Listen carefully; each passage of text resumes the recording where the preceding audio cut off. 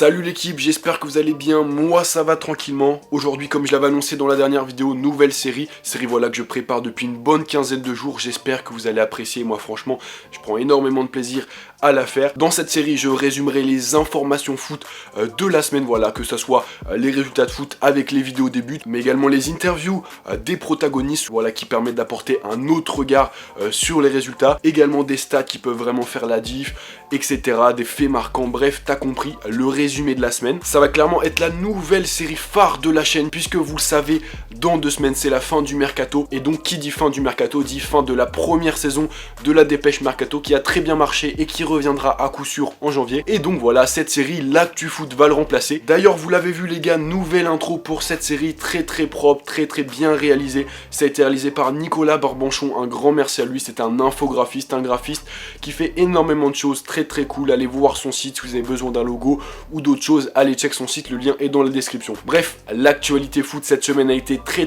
riche et on commence tout de suite. Et direction pour commencer la France, où je ne sais pas pourquoi en ce moment, mais les entraîneurs pètent vraiment les plombs en conférence de presse. En effet, après la semaine dernière, le gros débordement de l'entraîneur lavallois François Ciccolini, qui a menacé physiquement en conférence de presse un journaliste de France Bleu. Il a d'ailleurs été suspendu à titre conservatoire depuis. Bref, jeudi soir, après la victoire de Bordeaux face à Mariupol en Europa League, Gustavo Poyet, le coach girondin, a poussé un gros coup d'œil contre ses propres dirigeants après que ces derniers aient vendu à Montpellier Gaëtan Laborde sans même le prévenir. Voici ce qu'il a dit. C'est un honte qu'ils ont fait ça contre moi, contre les joueurs, contre les supporters. Je ne peux pas accepter ça. Alors j'ai besoin d'une explication des clubs. Alors attention, parce que je me fous des dirigeants bordelais qui ne parlent pas derrière. Il essaie de me tuer par derrière pour moi de partir. Je ne vais pas partir là. Bien évidemment, après cette déclaration plutôt salée, il a été limogé par sa direction. Sinon, ce week-end en Ligue 1, on a vraiment vu les grosses équipes en galère, que ce soit Lyon qui chute 1-0 face à des Rémois vaillants, qui enchaînent, tout comme les Nîmois vainqueurs 3-1 face à Marseille, une deuxième victoire en 2 matchs. Monaco a également eu énormément de mal, a été tenu en échec par Lille 0-0 au Stade Louis II, alors que Paris menait 1-0 à la mi-temps, et le score aurait d'ailleurs pu être beaucoup plus corsé sans un bouffon impérial. Regardez cette magnifique parade. Bref, Paris a finalement renverser la tendance grâce à un penalty de Neymar et surtout un doublé de Kylian Mbappé pour son retour après la Coupe du Monde. Grâce à ce doublé, il est d'ailleurs devenu le premier joueur de moins de 20 ans sur les 45 dernières saisons de Ligue 1 à inscrire 30 buts dans le championnat français, ce qui est complètement fou. Il avait d'ailleurs beaucoup avant le match d'articles sur une possible difficulté de l'ancien monégasque de redescendre entre guillemets sur terre après le sacre mondial, et il a répondu à tout ce qui était dit sur le terrain mais également en dehors du terrain. Après, écoutez son interview magnifique à la fin du match. Voilà, le foot continue, ma carrière commence et j'ai des objectifs très élevés, que ce soit avec le PSG, l'équipe de France ou même personnel, donc on n'a pas le temps de rester à glander comme on dit. Sinon, dans les autres matchs de Ligue 1, Dijon a battu Nantes 2-0, Rennes s'est imposé 1-0 face à Angers, Amiens a été battu 2-1 à domicile face à Montpellier, quand Nice et Strasbourg-Saint-Etienne n'ont pu se départager, score final 1 partout sur les 2 terrains, et enfin Toulouse a battu Saint-Etienne 2-1. A noter également qu'en Ligue 2, le RC Lens, en difficulté la saison dernière, a enchaîné une 4e victoire de rang et trône pour le moment en tête du championnat avec 12 points pris sur 12 points possibles. On parlait tout à l'heure du PSG, et bien noté que seul Giovanni Lo Celso a été convoqué avec l'équipe argentine pour les premiers matchs amicaux post-Coupe du Monde pour l'Albiceleste face à la Colombie et au Guatemala. Ainsi, le Parisien Di Maria a donc été laissé de côté, tout comme Higuain ou encore Kun Agüero, qui n'apparaissent donc pas dans la liste dévoilée vendredi. Mais la grosse absence côté argentin, c'est bien celle de Lionel Messi, conformément à ce qu'il avait annoncé après la défaite face à la France, une sorte de retraite internationale sans vraiment en être une, puisqu'il devrait rejouer avec la sélection argentine en 2019 selon son agent. Mais bref, Lionel Messi ne jouera plus cette saison avec l'Argentine. Bref, sélectionné ou pas, cela n'a en rien perturbé Messi samedi pour le grand retour de la Liga et du Barça face à Alaves. Monstrueux et auteur d'un doublé, l'Argentin a permis au Barça de s'imposer 3-0 dans un match piège. Et petite stat très intéressante, Messi samedi a inscrit le 6 millième but de l'histoire de la Liga. Et ce qui est assez fou, c'est qu'il avait déjà inscrit en 2009 le 5 millième but de l'histoire de la Liga. D'ailleurs, à la fin du match, son coach Ernesto Valverde a largement félicité sa prestation et a déclaré, je cite, avoir Messi dans son équipe est un réel cadeau. Franchement, il a pas tort. Battu mercredi dernier 4-2 en finale de la Super Coupe d'Europe, le Real se devait quant à lui de réagir, et c'est ce qu'il a fait hier soir face à Retafe, avec un premier but de Carvajal suivi d'un but de l'excellent Gareth Bale, qui part sur de grosses bases pour la suite de la saison après une préparation excellente. Victoire courte donc pour le Real, mais plus que rassurante pour Lopetegui après la déroute du début de semaine. A noter, et stat assez folle, c'est que hier soir à Santiago Bernabéu, il n'y avait que 48 466 spectateurs. C'est la pire affluence en Liga pour le Real depuis 9 ans et ce qui pourrait être le premier effet du départ de Cristiano Ronaldo. D'ailleurs à noter en Espagne la rumeur d'un départ de Filipe Luis de l'Atlético vers le Paris Saint-Germain. Cette rumeur enfle d'heure en heure et le PSG offrira un contrat de 3 ans au joueur brésilien. Pour l'instant l'Atlético demanderait 12 millions d'euros à Paris qui n'en offrirait que 5 et donc affaire à suivre. Enfin en Espagne toujours grosse nouvelle cette semaine pour le Real, le Barça et les autres clubs espagnols puisque mercredi a été officialisé un accord signé entre les hautes instances du championnat espagnol et Relevant, une entreprise américaine spécialisée dans les médias sportifs et le divertissement. Ce qui est assez fou avec cet accord, c'est qu'il planifie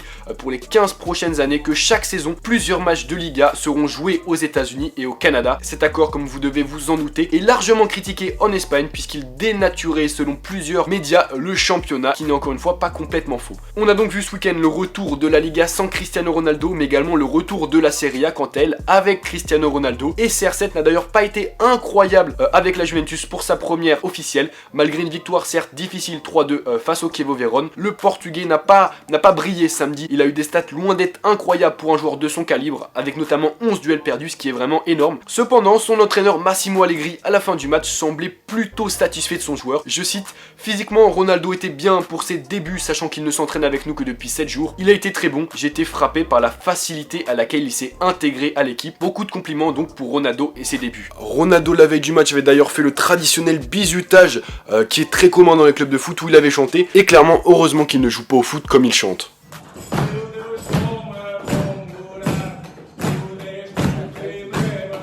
A noter en Serie A que l'Inter, très actif sur le marché des transferts, très impressionnant, s'est pourtant incliné 1-0 face à Sassuolo, alors que la Roma et Naples se sont tous deux imposés pour cette première journée de championnat, respectivement 1-0 et 2-1. En Angleterre, week-end aux antipodes pour les deux Manchester City sans De Bruyne, indisponible 3 mois mais avec Agüero étincelant, auteur du 9e triplé de sa carrière en Première Ligue. Bref, City s'impose 6-1 face à Huddersfield, avec à noter une passe décisive pour Ederson, le gardien de Citizen, mais cette passe décisive n'a rien du hasard comme l'a dit Agüero à la fin du match. Je vous laisse l'écouter.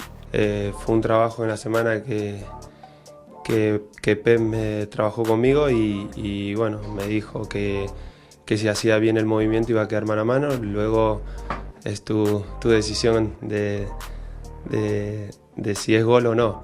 De son côté, Manchester United, très décevant hier, s'est incliné 3-2 face au promu Brighton, avec une stat incroyablement triste pour David De Gea qui, depuis le début de la Coupe du Monde, a encaissé 10 buts sur les 14 dernières frappes cadrées qu'il a subies avec Manchester et l'équipe d'Espagne combinée, ce qui est incroyable pour un gardien de ce rang. On a également assisté à 2 derbys londoniens en Première Ligue ce week-end. Le premier a vu la victoire de Tottenham 3-1 face à Fulham, avec un but d'Harry Kane mettant fin à la malédiction d'août au cours duquel il n'avait jamais marqué, malgré y avoir joué pendant près de 17h45 minutes.